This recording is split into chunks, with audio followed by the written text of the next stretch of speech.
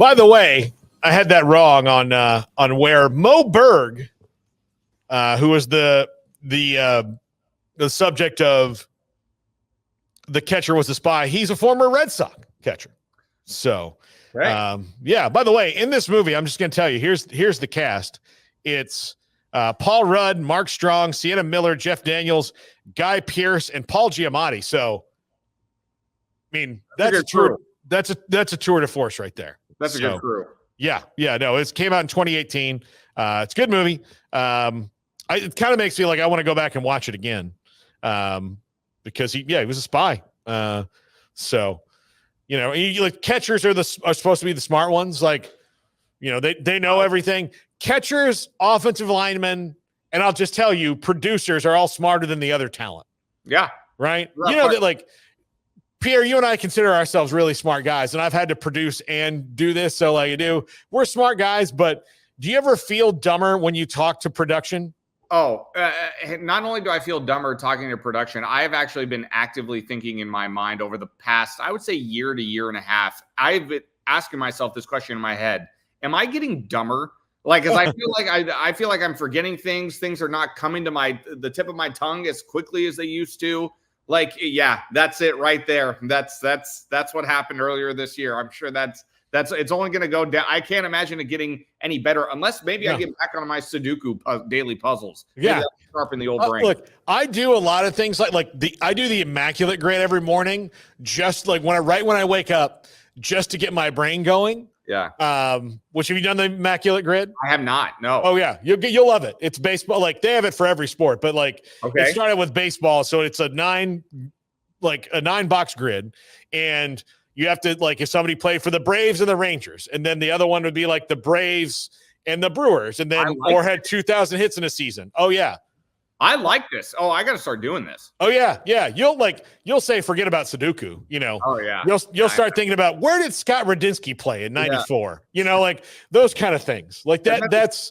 I'm not going to remember, and it's going to bug me the rest of the day. And in the middle of the broadcast, I'm going to say White Sox. That's who it was. Just right in the middle of my Vikings highlights, and everybody think I'll be going insane. But yeah, I'm going to text it to you right now. Fantastic. That way you have it, and you can go back and do old ones too.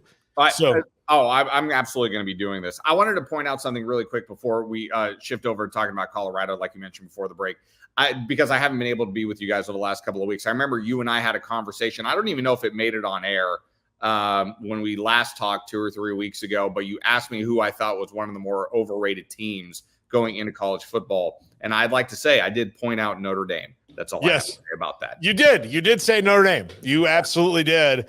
And they went and lost to NIU. We had their coach on the show earlier this week, and we weren't unique to that. He did 12 interviews that day. We were just lucky enough to be one of the 12. Good friends with PJ Fleck as well. He's an old buddy of PJ Fleck's. Yeah, good deal. I got to say, because of you, PJ Fleck is growing on me. Because you told me he was I kind of thought he had this Tony Robbins quality to him.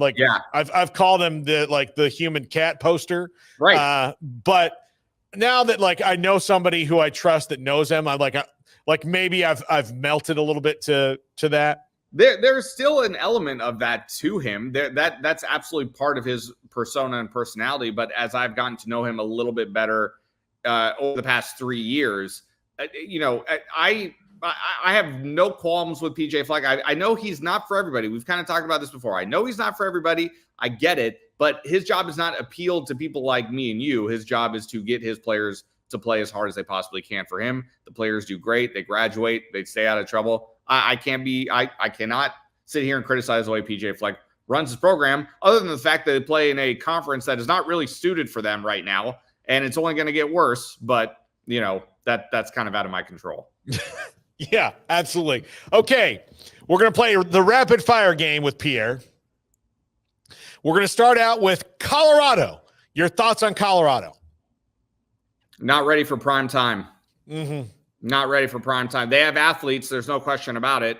I mean, there's no question that they have athletes. There's no question that despite the dictatorship that is going on over in Boulder with Deion Sanders when it comes to the relationship between him and the media, there's no question that I personally, from an outsider's point of view, love the mentality that he brings to the team and to get them to try to buy in it's only year 2 of the program. I think if it wasn't Deion Sanders, if it was Joe Smith, just some coach that was just hired off of somebody else's coaching tree, I think we would all be sitting here saying, well, it's only 2 games into year 2. They've had some pretty good non-conference opponents. I think there's a little bit of a grace period here that's going to be going on with whoever else the coach might be. I think that same grace period needs to be extended to Deion Sanders. But of course, he doesn't do himself any favors with the way he conducts himself in the media press conferences and the way he wants to throw people out and not answer questions. And, he wants all the bravado that he brings is not living up to the billing. Is it not? It's just not right now. It's not. And on the Go for Pregame show, I got 2 guys on the show with me. We do our out of town segment of what games are coming up on Saturday.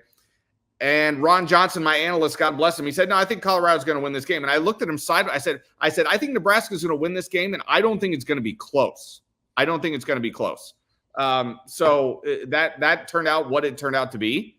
And, right now it seems like they're a little bit stuck in the mud. Yeah. Yeah, absolutely. All right. Let's see. Oregon.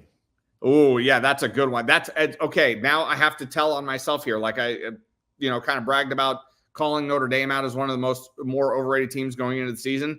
I actually was all on board with Oregon. I didn't watch the whole game. I watched the second half against Boise State. And I'm sitting here thinking to myself, the Idaho game, I was like, okay, first game, maybe it wakes them up a little bit. Okay. Boise State's no slouch, make no mistake about it, but that's a game that Oregon should probably win by at least 10 to 14 points. My red flag is up. I have a red flag up with Oregon right now for 100%. Yeah. Okay. I haven't talked to you in a couple weeks. Let's talk about my guys, Florida State. Oh boy. I listen, if you and I have been, we are far in terms of distance between each other. We've been far in terms of shows we've done together over the last month. You are not far from thought though, my friend. I tell you what, like when I was watching what took place, I have to be honest, I didn't even watch the Boston College game, but I did watch the opener. I did watch the opener and I was like, ooh, Paul's not going to be happy with this. Abandoned ship. That's kind of what comes to mind right now with this. Abandoned ship. This is all the makings of a complete disaster. And it's kind of like, oh boy, this is falling apart in a hurry. Yeah. They need to beat Memphis this week in the worst way, and I thought they were going to roll into Memphis 2-0, and then this was the trap game. No.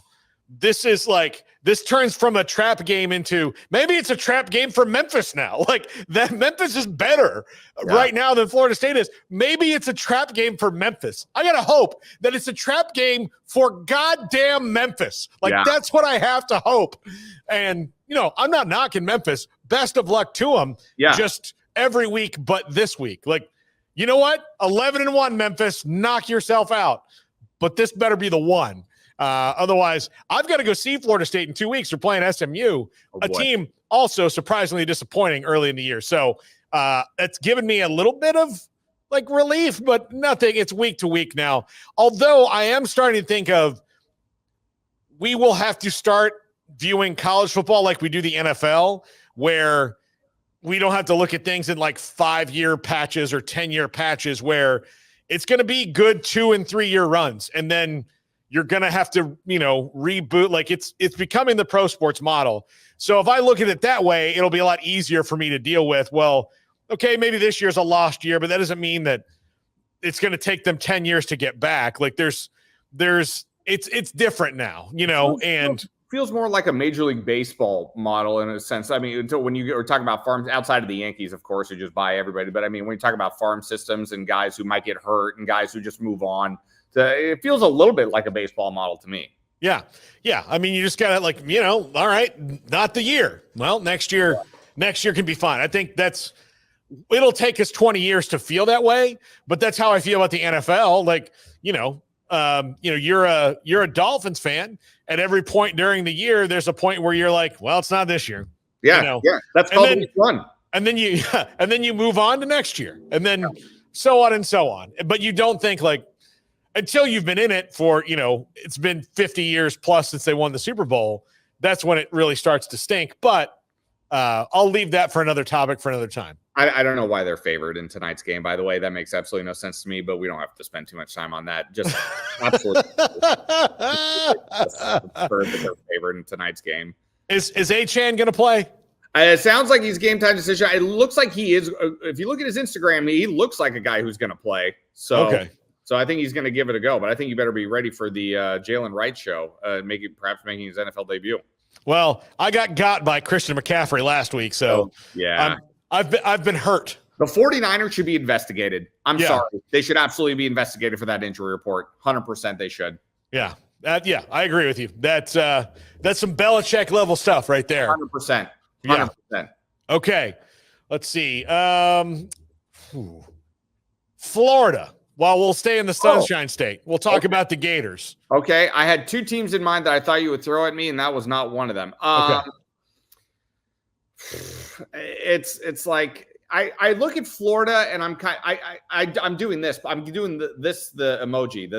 What do you want me? What do you want me to do about this? What would you like me to do? Okay, let me ask you this: if you were Billy Napier, and you are very much on the cusp of getting fired, literally, DJ Lagway he's on the he's at Mount Doom. I'm going to get really nerdy reference here. He's at Mount Doom about to get shoved in the volcano. And DJ Lagway is this Samwise Gamgee who's just holding on to him, making sure he doesn't fall in with Gollum. Yeah. And I have a feeling he's going to say, but I'm so loyal to Graham Mertz. And he's been a leader on this team, and we shouldn't take this away from him. And football, sports are a meritocracy.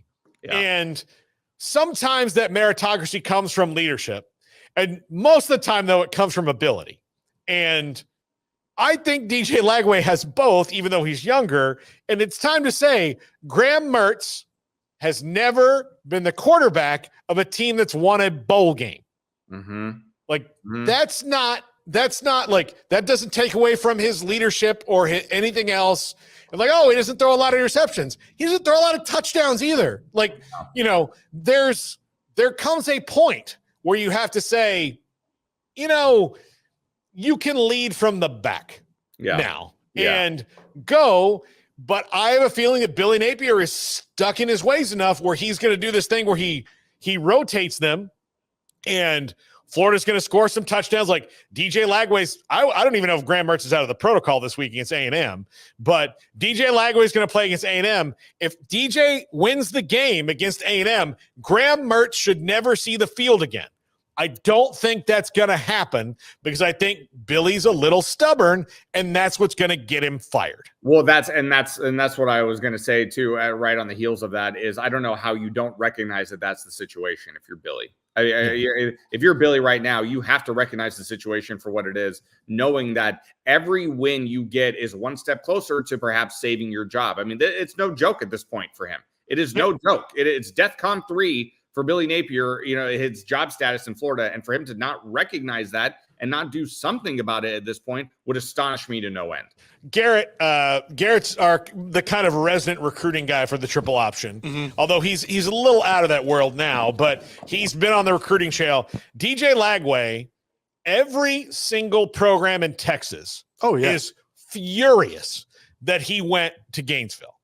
Not because, two of them could lose to him, when you're talking about A&M in Texas. But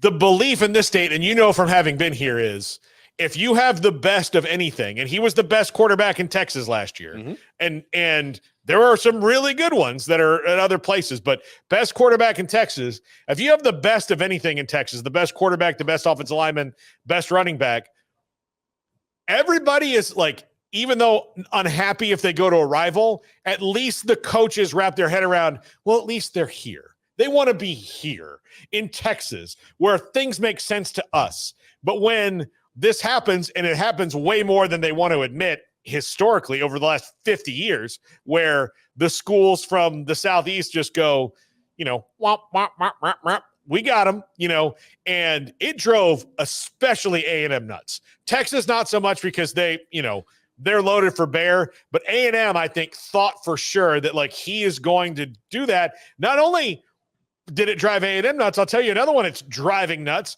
is right down the street from here in Baylor because his dad played there, and they thought maybe he's grown up loving Baylor just like his dad. Guess what? No. He might have loved him, but not that much, and he went to Florida, and he's the great hope there. He's the great hope. Trail. Yeah. And he's one of the better, like, if you were to grade the top 2 quarterbacks in the country last year, it's him and Dylan Raiola. Dylan Raiola is starting and winning, and DJ Lagway's right there with him. Now, I know that you have, like, coaches have this old thing about true freshman quarterbacks, but sometimes, man, if you're given this kind of gift where a guy walks in the door ahead of most true freshmen, like Matt Rule was, Matt Rule thought about for a second getting a Kyle McCord or somebody in there to help bridge the gap for Dylan Raiola, then started watching Dylan Raiola play, and he's like, you know what? Not messing with it. I'm like, let's go. Let's see how this works out. And Florida might need to they'll be more successful this year if DJ Lagway plays than if he doesn't. Now, does that save Billy Napier's job? Maybe not necessarily because their schedule's a bear, but I mean, I don't know how many games Graham Mertz has to play before Billy Napier realizes who he is. Right. Yeah. No, I completely agree with absolutely everything you said. Again, it brings you back to like Billy Napier not being aware. It kind of feels like you realize what this is, right? You realize what's going on. And I have to imagine these type of conversations between him and the athletic director and the boosters and all that have to be going on, maybe not to a direct level of like, hey, if you don't win, you're fired, like that direct, but like you should be able to read the room, right? I mean, you've been in this game long enough to understand the situation. And that's where my confusion comes from, because it feels like he doesn't understand the situation. Yeah, no, he clearly doesn't. Okay, what were the teams you thought I was going to ask you about? I had 3 in mind. Okay. The 3 was LSU, USC, and Miami. Okay, start with LSU and go through. Listen, I was fully prepared after LSU and USC played. I was fully prepared to come on this show and just completely gas up Garrett and talk about how great of a team LSU is. But my issue is, and I said it at the time, and I'm going to say it again now, Brian Kelly never seemed like the right fit for me. I'm not going to sit here and say he's a bad football coach because I don't believe that. But in terms of the fit in personality, location, and mentality and style, I've never liked this marriage from day one. And it has never been more apparent to me that he is not the right man for this job. I'm just going to say it right now. I don't feel that Brian Kelly is the right man for this job. Jason Taylor's son, meanwhile, looks great out there on the field, though. Liking that. He looks good. But I actually, before I go on to the other teams, I want to give Garrett a moment to respond to this, please, because I have to know what he thinks. I absolutely hated the hire initially of Brian Kelly. I think that when you look at his tenure as a coach, whether it was with Cincinnati or Notre Dame, he was able to win a lot of games, and most of that was in the regular season. But once especially at Notre Dame, when he got into the big matchups in the big spotlight, he got out coached. And if you go and look at what happened with USC, that was one where in the second half, Lincoln Riley out-coached his ass. Straight up out-coached him. I think Danton Lynn did an excellent job of adjusting and saying, we're not going to let you beat us over the top. Everything's going to be underneath. The rushing attack was non-existent. LSU just didn't adapt. And when you look at the offensive line and you're expecting to, that was going to be your anchor, right? Like you had the 2 people on the outside and Will Campbell and Emory Jones. And it's just not mixing there. You're not able to get anything going. I'm with you. Brian Kelly's not that guy. It's a terrible fit, and it's got to stop. I think Garrett is spot on completely. Great. He said it perfectly. Great regular season coach, but in the big moment, where does Brian Kelly and his teams go? It hasn't really seemed to kind of really come to fruition for him. With Miami, all I'm going to say, because I know you don't want me to go on long about Miami, and I won't. No, go ahead. Well, dare I say, is this a situation? Because, being a big basketball fan that I am, I always hear that when the Knicks are good, that's good for basketball. And I always roll my eyes. But in a way, I kind of be like, when Miami is good and they have a little bit of the swagger back, is that good for college football? I'm kind of a believer a little bit in that, and I'm excited to see them go. I'll save this one for last because this probably hurts me personally, because as I went to San Jose State, we all knew that you can't spell suck without USC. But I have to Lincoln Riley, he took a lot of flack in the offseason, didn't he, Paul? He took a lot of flack in the offseason. I think, deservedly so, especially defensively. with the way his team's performed over the last year or two, and just another situation where this team and this program hasn't risen to the occasion of where everybody thought that they would be. They have now done that. They did that against LSU.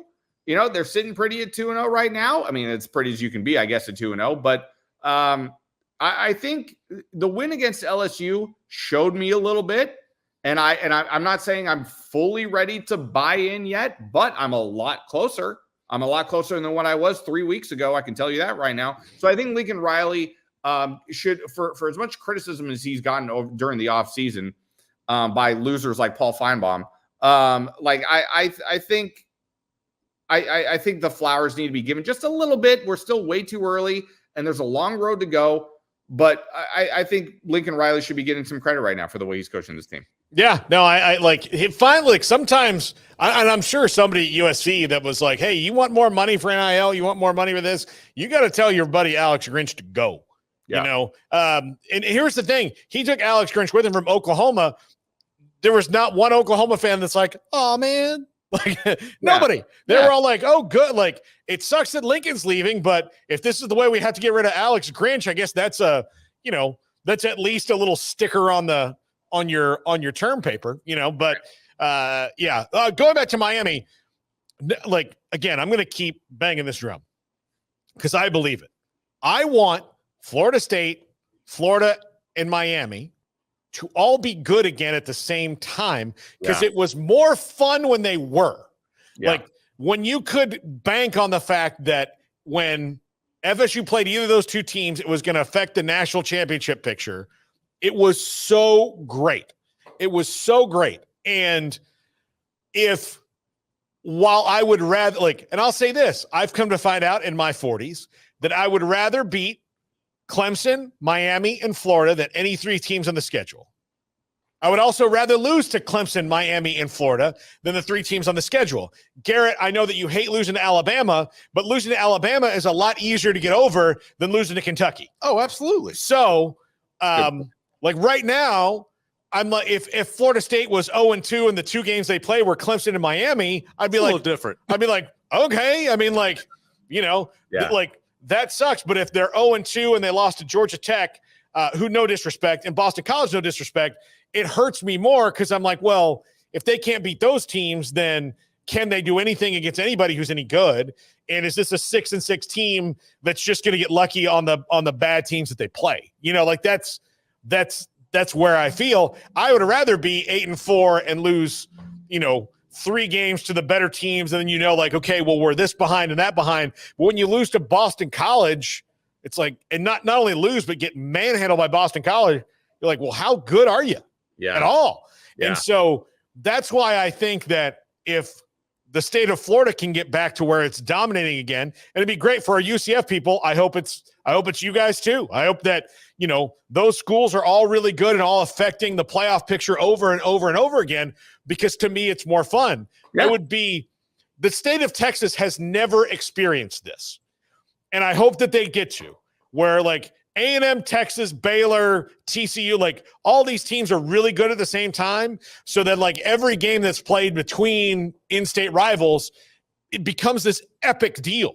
And they've never really gotten to experience it the way that the teams in Florida did in the 80s and 90s and early 2000s, where, man, for 20 plus years, whenever those rivalries happened, it affected the whole thing.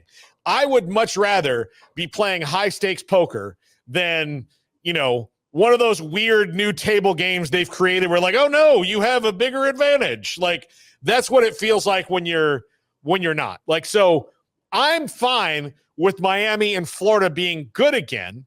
Not that I don't enjoy when they lose. I do. It's a weird thing, but if we're all going to be good, let's all be good, damn it. Let's go do it.